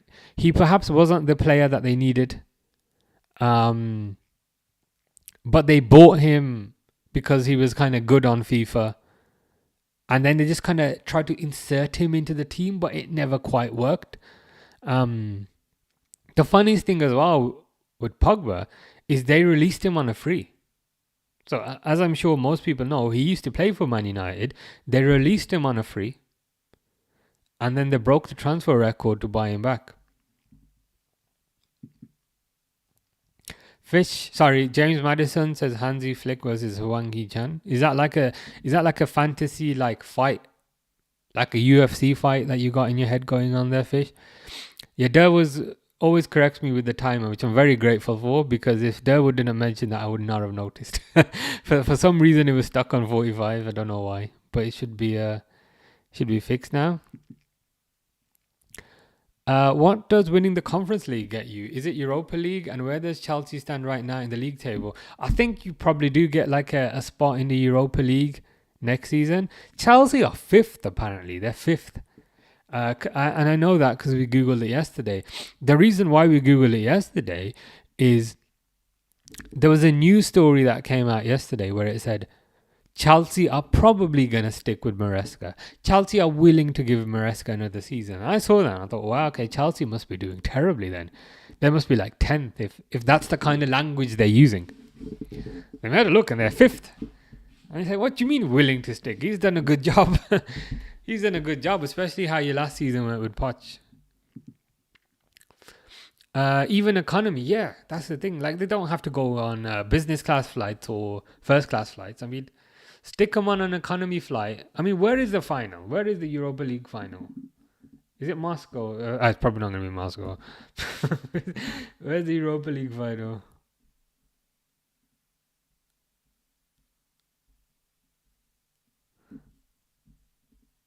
What the hell is San Memes? Is that Spain or something?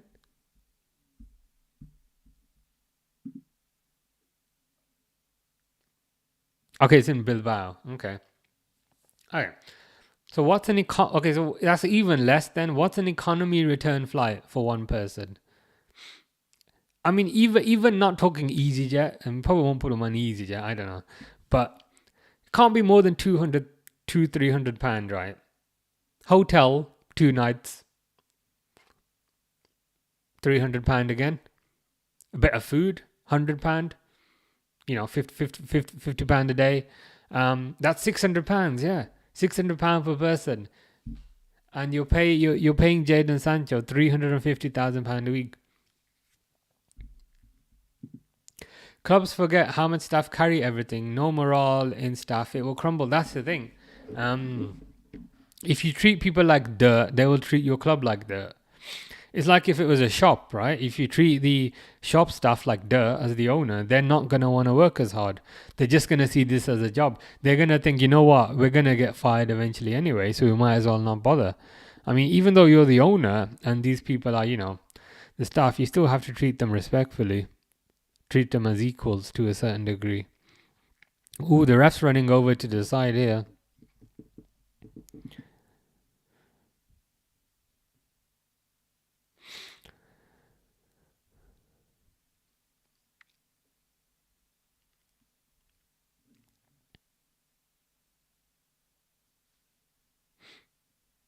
Oh my god. I was thinking there's nothing in that, but he literally just she just punched him in the stomach. It's hard to tell like how much impact there actually is unless you're like involved in the punch, but it looked that looked pretty bad. I shouldn't laugh actually. That looked quite tough.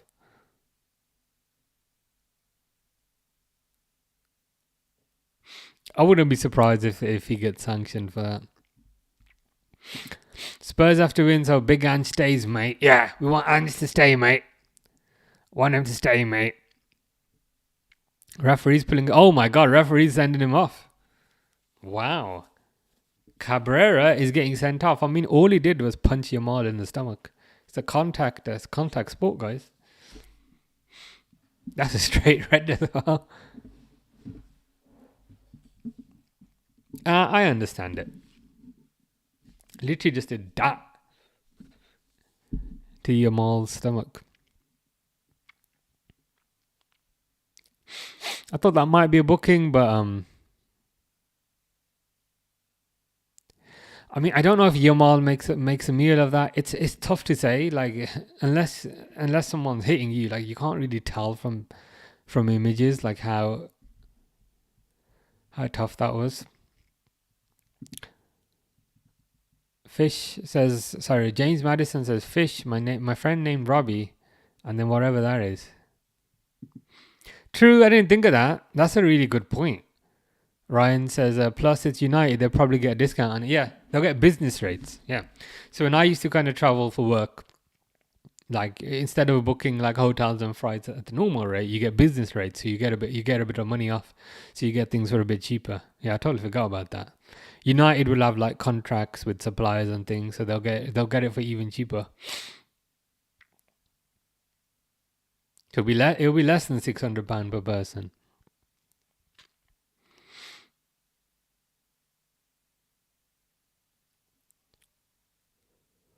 I mean, fair play to United. They somehow find someone who's even worse than the Glazers.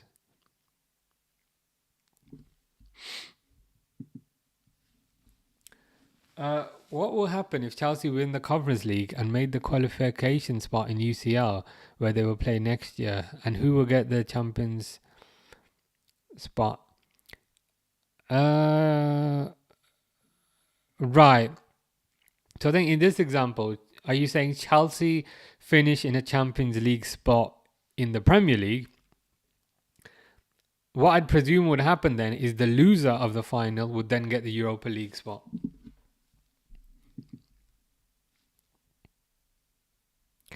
Which team will you consider bigger? 1.5 Champions Leagues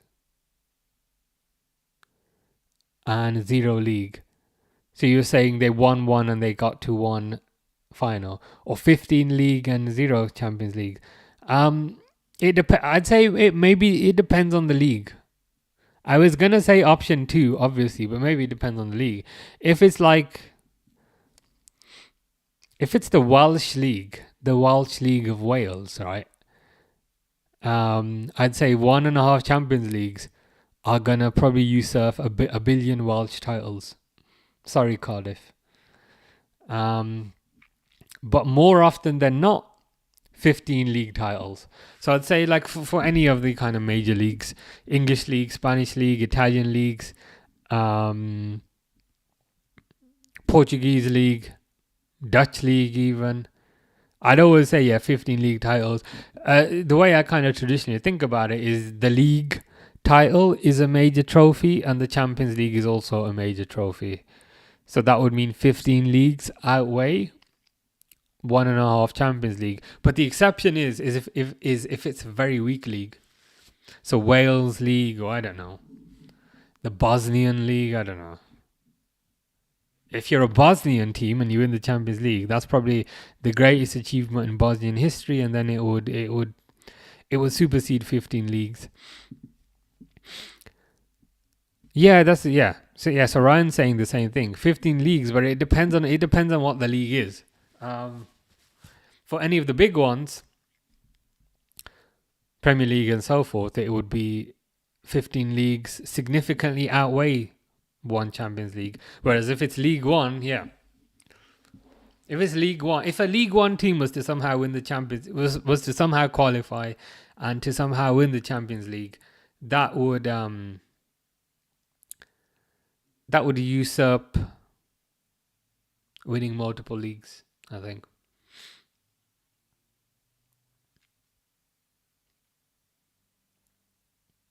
7 minutes to go then in this game. It looks like Barcelona might be champions tonight.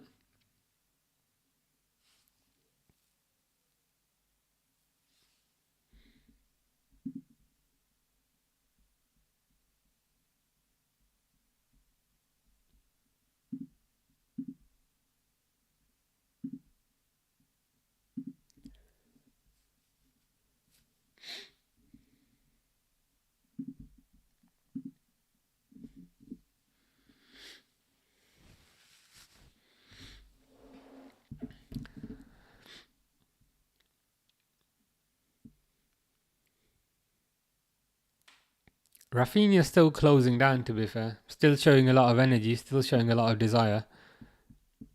Even though there's 5 minutes left and they've probably won the league at this point. But you love to see that.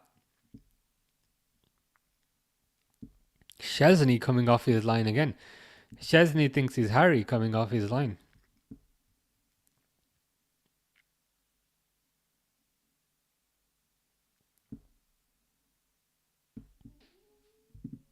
I meant to say 1.5 Champions League. Oh, you didn't say, okay, so 0.15 Champions League.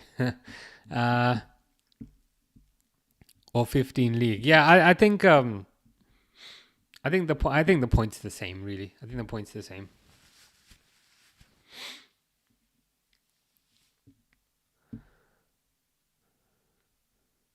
I guess where there might be a bit of contention is if it's like a medium-ish league. So we're saying if it's like a top league, oh, your Maul's through here again, saved. If it's a top league, like Premier League, then 15 Premier Leagues would outweigh 5 Champions Leagues. If it's a bottom league, like the Bosnian League, then 5 Champions Leagues would outweigh 5 Champions League would outweigh 15 leagues. Whereas if it's a medium league, I don't know, what's a medium league these days? Croatian league, maybe? I don't know if I feel like Croatia have a league. Then I might favour the Champions League again. Ryan says, as a Liverpool fan, I would rather us win the Premier League over the Champions League. Yeah, the Premier League, I think it always kind of depends on the team. I think for Liverpool, Premier League has been the one that's been missing. And I know we won the one in 2020. So I think the importance for us is definitely kind of Premier League. And I'd say next season again, Premier League. Because we've matched Man United now. So if we win one more next season, we've then exceeded their title. So I'd say the priority still next season will be the Premier League. In terms of excitement, in terms of kind of what gets me excited, I find the Champions League more exciting because I feel like there's a lot more on the line.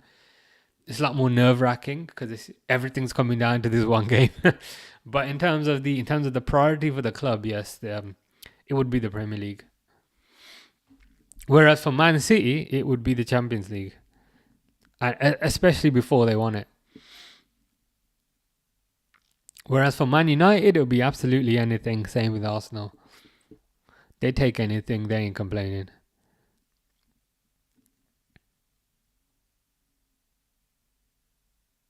Ooh, good save there.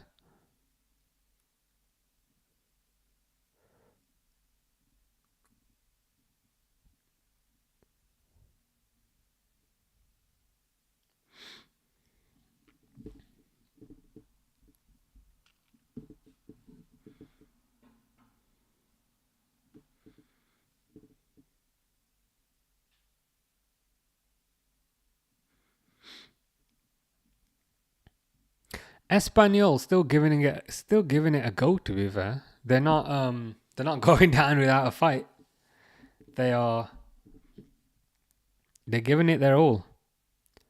Despite going down to 10 men. Ryan says, I kind of feel bad for United fans, especially the older fans, went from winning everything to being 17th in the league. I hear what you're saying. I don't. Because my older brother's a United fan, so my childhood was as you can imagine. So like, I don't feel sorry for him at all. He can enjoy his 17th. But in general, yeah. when you see Sir Alex Ferguson in the crowd and he's literally crying. But I'll be honest, a bit of me kind of feels bad for him there because he's literally like this old man and he's crying. He's watching his life work be destroyed. It's not nice. Um, yeah, it is funny. I feel like even worse for the kids of those older fans because like those like moms and dads, they would have forced those kids to support Man United because the parents did, if you know what I mean. So if a kid was born like 10 years ago, yeah, so if a kid was born 10 years ago, he would have been forced to support Man United by his dad, but that kid would have never seen Man United win a trophy, and that kid is now forever stuck with Man United because of because his dad made him support him. It's kind of funny. That's who I feel sorry for. The kids who had no choice. They're supporting Man United because their parents made them. But at least their parents have seen Man United win a trophy, whereas the kids maybe have some old clips on YouTube and that's all they have. Sunny says a very common question I get is what would you want? Your country winning the World Cup or your club winning the Champions League? Club winning the Champions League every single time. Champions League every single time. I don't really for me personally, like I wouldn't say like I really kind of particularly kind of support England, and I think the reason for that is because they've got players that I don't like. So I know Ryan saying World Cup, and I know some other people that I work with they'll say World Cup, but like for me, like I find it hard to like support Saka. I find it hard to kind of support Harry Kane, for example. Whereas I don't think there's any Liverpool players in the England squad now because Trent the Rat doesn't play for us anymore. Curtis Jones, I guess. Yeah, I think my approach is I generally just support the Liverpool players. So if it's that would perhaps make me a Netherlands fan now because we got Van Dijk is there, Frimpong is there, Gakpo's there, Gravenberch is there, possibly Hato is there. But even then, I'd support Liverpool. I'd favor a Champions League every single time. Yeah, well, it would be nice in some ways, I guess. But still, like one more Champions League would be nice. This can say 7 on it instead. This thing over here. That would be good.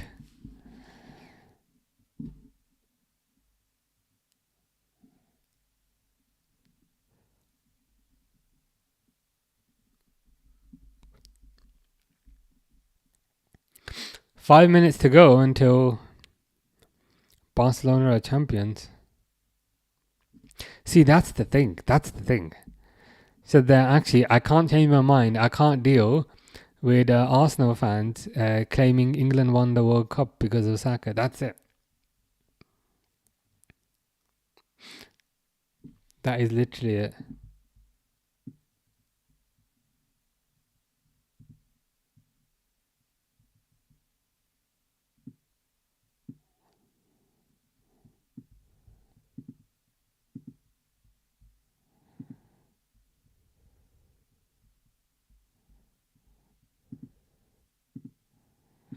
I created that McAllister laughing thing, as you can see there. But yeah, we don't want to give Saka a trophy. We don't want Arsenal fans to kind of pretend it was all Saka who did it. And even like Declan Rice, I find Declan Rice a bit annoying these days. I find Pickford proper annoying. Like I don't want Pickford to get a World Cup. Who else is in that squad? There's just too many players that I don't like.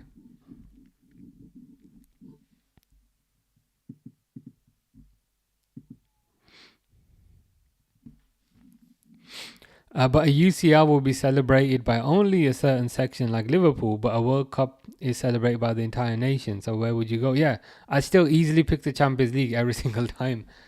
Kind of for the reasons that I was giving. Most of the England squad I don't like because Saka plays for Arsenal, Pickford plays for Everton, Harry Kane plays for Bayern Munich. So I don't feel any connection to them. I find it really hard to like them for 4 weeks when I've been hating them for 4 years.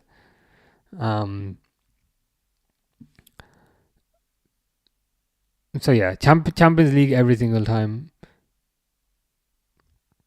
Heck, if you said to me, would you take Liverpool winning one game or England winning the World Cup? I'd say Liverpool winning one game. See, Hader gets it.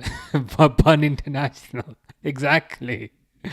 I just don't really feel a connection. And it's not even like in other sports that I follow. I support the English teams, I support the English guys. I watch UFC, I like Tom Aspinall. I watch World's Strongest Man, I support the English people there. But the thing is with the England team, I hate most of them. So I can't really kind of get behind them. So even if you said to me, would you rather England won the World Cup or Liverpool won one game? I'd say Liverpool win one game. That's my choice. Give me the 3 points, man. I don't care about internationals. Oh, Barcelona just scored again. I think that's the title wrapped up. Yes, Bun International is the best way to put it.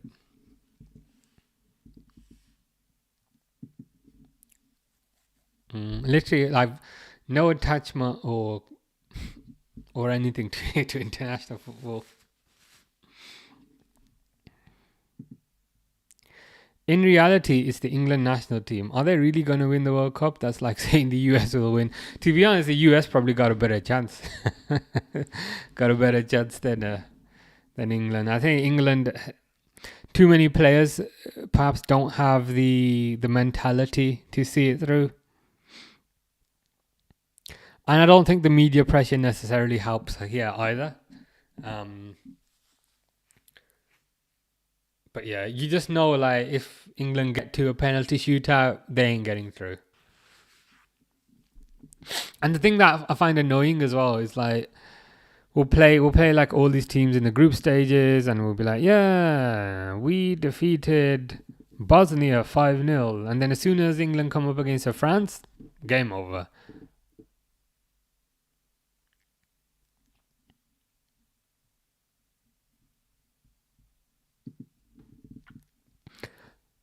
Time to see the Madrid fanboys crying and say 15 UCL till the end of the world, yeah. They can say that, but I think it's Barcelona's moment now.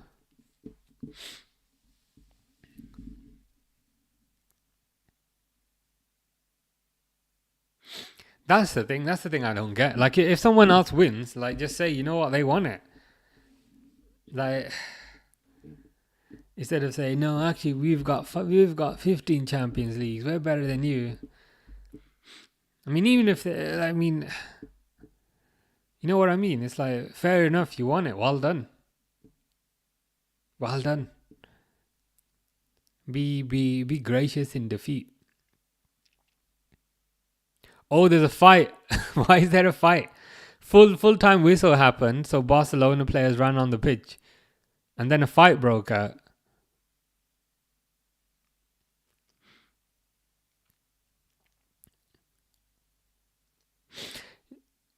It's quite funny that all the concerns were about the fans raiding the pitch, but it's the players having a fight, not the fans. Isn't that ironic?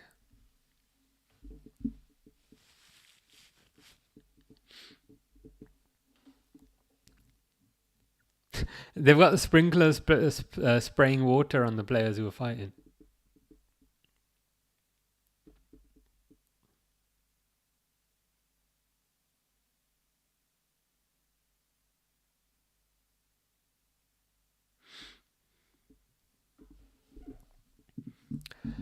Durwood says, "What a great football season this was. Both my teams won their league. Yeah, pretty much perfect season for you, I guess." Couldn't really ask for much more.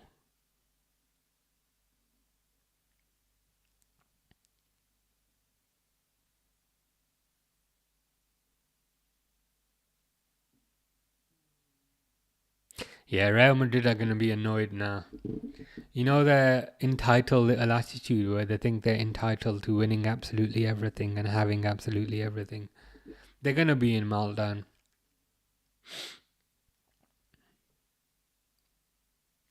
Well, apparently they've signed Housen for 50 million. So they do have money. Surprise, surprise. I thought they had no money. That's why they get Trent for free. That's why they get Mbappe for free. That's why they get Rudiger for free. That's why they get, I don't know. That's why they'll take anything for free. But apparently they do have money for Housen. Look at that. They also want Trent early. Give us Trent early so he can play in the Club World Cup, but for free. We don't want to pay for him early. Give him for free. Who would have thought? Who would have thought they actually did have a bit of money about them?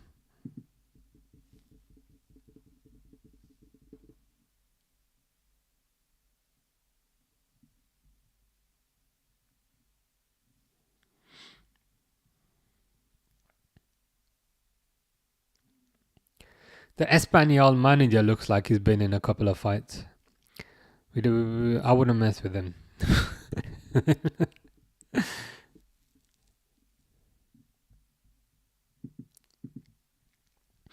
Only thing would be better for City to be found guilty.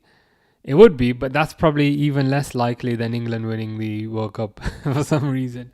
I got a bad feeling there's going to be like shenanigans and, you know, corruption and dirtiness happening in the background, and then they get cleared of everything. That's kind of the fear. That's kind of the big fear, and it's got a bad feeling, you know, something like that's going to happen.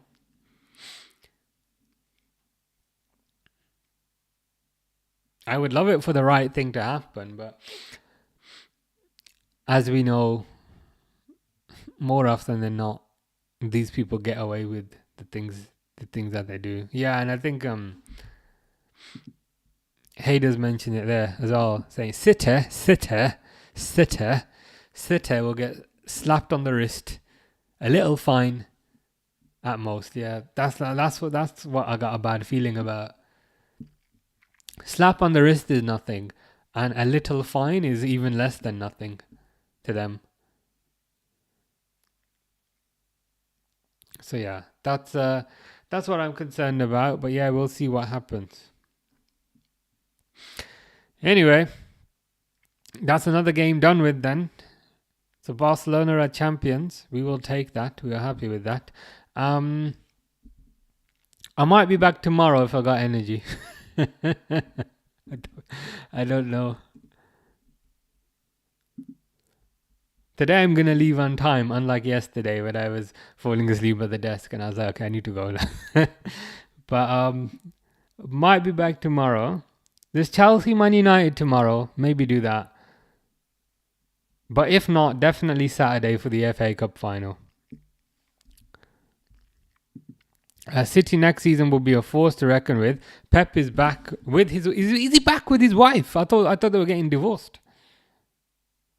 I thought that's why he sent Kyle Walker away, but I thought I shouldn't make assumptions. But is he back with his wife? I thought they were getting divorced. What's that about? I thought. Well, I mean, if they work things out, I'm happy for him. The Boldy has found his happiness. Yeah. I mean, Boldy probably didn't want to pay half his salary, but I'm glad they worked things out.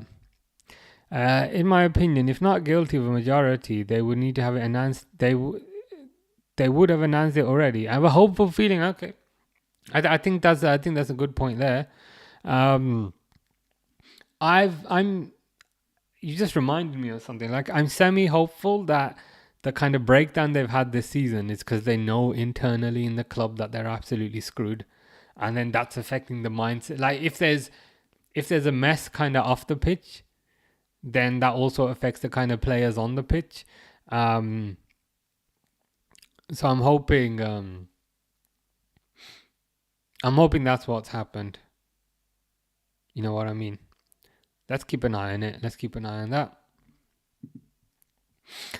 Sunny says, bye, adios and sayonara. Visca Barca, Visca Catalunya. Indeed. Goodbye to you. I'm gonna drop off as well now. As I said, we'll hopefully be back tomorrow. Looking at the schedule over here.